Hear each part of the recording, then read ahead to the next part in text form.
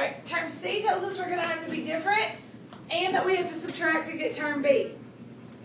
So, we already know that one's going to be positive and one's going to be negative. Let's look at our, and I know that I'm going to have an X and an X. I'm loving that this is what? Prime. That makes my life a little bit easier because I know I'm only stuck with 1 and 2. Right? So I know I'm going to have a 1X and a 2X. Now I don't know where they're going to go yet, but I know I'm going to get them. And the other one's prime too. Hot dog. Life is good. So 1 and 7. Yay for prime numbers. I just need to figure out which way to go. Because I know that they need to subtract to get me 13, right? So put 7 with 2 because you know we have 14. Alright, so if I put 7 with 2, I'm going to get 14 X, right? And if I put 1 with 1, I'm going to get 1X. Now, that gives me a difference of 13X, right? But I need to figure out which one's going to be negative and which one's going to be positive.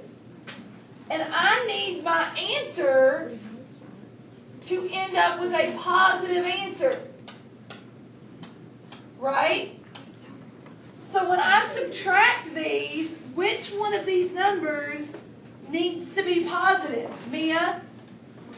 The 14. So where does the sign need to go so that 14 becomes positive? Hannah? In front of the 7. Because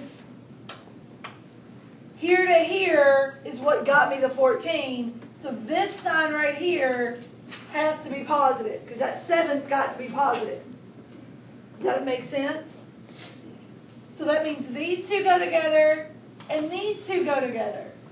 Well, if this one's positive, this one's got to be negative, right?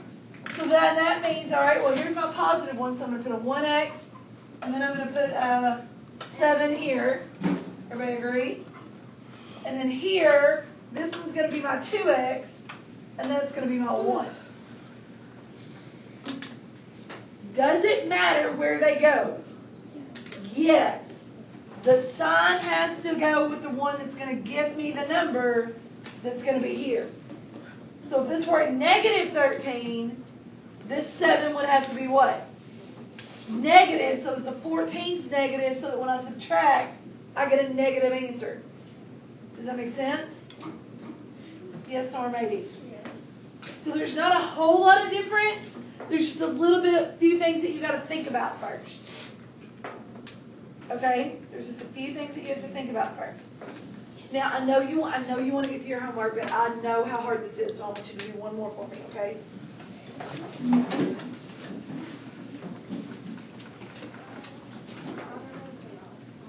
Yeah, go ahead and do it on your notes. Let's just keep it on our notes, because that way you'll have it when you get home. 4x squared, what was it? Plus 11x minus 3. You want to do it together or by yourself? By ourselves? All right, let's do it too.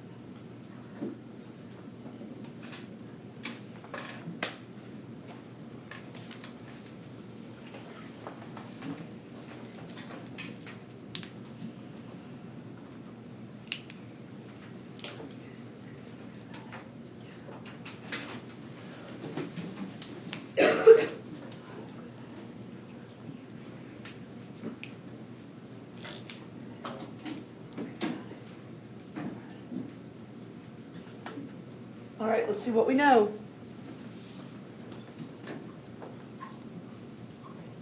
Person, what do you know? There's no GCF. There's no GCF.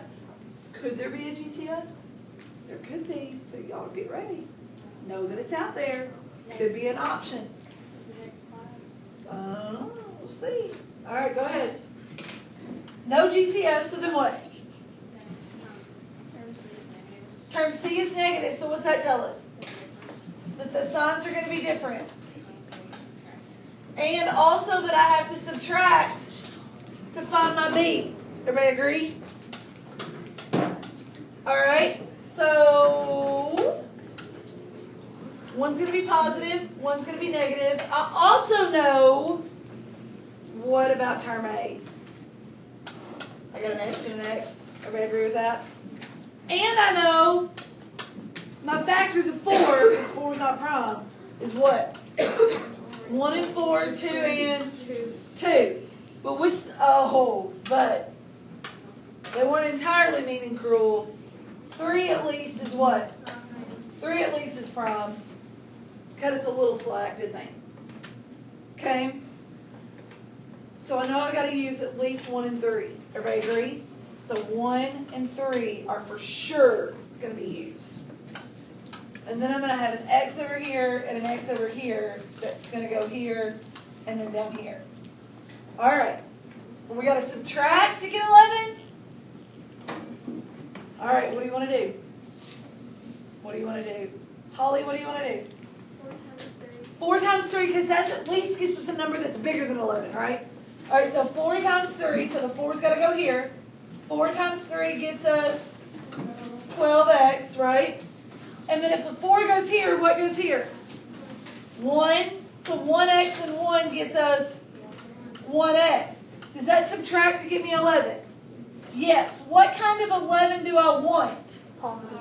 I know that I need a positive answer. Everybody agree with that? So if I need a positive answer, which one of these needs to be positive? The 1x or the 12x? The 12x. How do I get the 12x to be positive? Well, it matches up with this one, right? So then this one needs to be positive. Does that make sense? And then this one would be negative. Does that make sense? So when I go to write it, I'm going to write here where my negative is. I'm going to write 4x and then minus 1. And then over here, I'm going to write x plus 3. Okay, this makes me super nervous and I can't hardly look. Okay, how many of you got this right? By yourself without me helping you. Shut up. Yes. Okay. Makes me super happy.